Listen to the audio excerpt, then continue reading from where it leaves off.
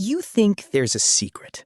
Somewhere out there, you're convinced the military is hiding some brutal, exotic workout that turns soft recruits into machines. And if you could just find it, the real one, the classified one, your body would finally catch up to your ambition. So you collect. You've got a folder of Navy SEAL routines you've never finished. You've watched the Spetsnaz videos. You've bookmarked the workout that broke David Goggins. And you're still exactly as strong as you were 6 months ago. Here's the part you don't want to hear. The military's actual list has no secret moves on it. None. It's 5 exercises you already know, already own, and already do wrong. And the reason they work has nothing to do with how hardcore they look, and everything to do with the one thing you keep skipping. Let me show you the real list. We're counting down to number 1, because number 1 is the exact exercise you respect the least. Number 5, pull-ups. Every military fitness test on Earth has some version of this, and there's a reason. The pull-up is a filter. You can lie your way through a lot of training, but you cannot fake pulling your own body weight over a bar. It exposes your back, your grip, and your honesty all at once. Here's the mechanism. The pull-up trains the muscles that nobody can see in the mirror.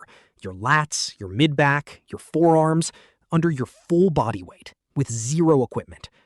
For a soldier carrying gear, climbing, dragging, and hauling, pulling strength isn't aesthetic. It's survival. The military doesn't care that your chest looks good. It cares that you can pull yourself out of a ditch with 40 pounds on your back. And the reason you avoid them? Because you're bad at them, which is exactly why they're on the list. Number 4, flutter kicks. Now you're rolling your eyes. Flutter kicks look like something from a 2009 Ab Blaster DVD. Lie down, kick your legs, feel the burn. How hardcore could that possibly be? Here's what you're missing. The military doesn't use flutter kicks to give you a six-pack. It uses them to train your core to stay braced under endurance while you're already exhausted. Real core strength isn't a heavy ab exercise you do for 10 reps. It's the ability to keep your trunk rigid for minutes at a time while everything else in your body is screaming. That's what carries a pack. That's what keeps your spine safe when you're tired and still have miles to go. You train abs for the photo. They train the core for the function.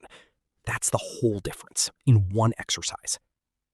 Number 3, burpees. You hate burpees. Everyone hates burpees. That hatred is the entire point. The burpee is the closest thing bodyweight training has to a cheat code because it does 2 jobs at once. It builds full body work capacity, your ability to keep moving when your lungs are on fire, and it does it while training a squat, a push-up, and a jump in a single rep. The military uses it because it's the most efficient way to wreck someone with no equipment, no space, and no excuses. And here's the open loop I want you to hold on to. Burpees are about volume, doing a lot of work in a short window. Keep that word volume in your head, because it's about to explain why your entire training philosophy has been wrong. Number 2, squats. Bodyweight squats, air squats, the exercise you genuinely believe is beneath you. Let me ask you something. When's the last time you did 200 of them in a session? You haven't, because somewhere along the line, you decided that if an exercise doesn't require a barbell, it doesn't count. The military disagrees, and the military is right. The mechanism here is leg endurance under high volume. A soldier doesn't need to squat 400 pounds once. He needs legs that don't quit after the 100th hill, the 10th mile, the 3rd hour. Air squats build that, not by being heavy, but by being relentless. The resistance was never the weight. The resistance was the number of reps you were never willing to do. Which brings us to number 1, the exercise you disrespect the most. Push-ups. I know, you wanted the answer to be something cooler, but the push-up is the single most important exercise in military training on the planet. And the reason why is the reason this entire video exists. The military doesn't program push-ups the way you do. You do 1 set to failure, feel destroyed, and call it a workout. They do push-ups at sub-maximal volume, high frequency, meaning a lot of reps well short of failure over and over, day after day. Not one brutal set, hundreds of clean reps spread across the week. And here's the secret that was never a secret. That's the entire method. Not the exercise, the volume, the frequency, the repetition.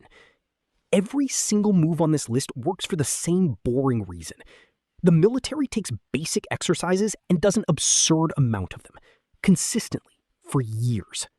That's the thing you've been skipping. You've been hunting for harder exercises when the answer was always more reps of the easy ones. So let's be honest about what's actually been holding you back. It was never that you lacked the secret routine. It's that you couldn't stand the idea of doing something simple 10,000 times. You wanted the workout to be impressive. The military wanted it to work. Those are not the same goal, and chasing the first one has cost you years.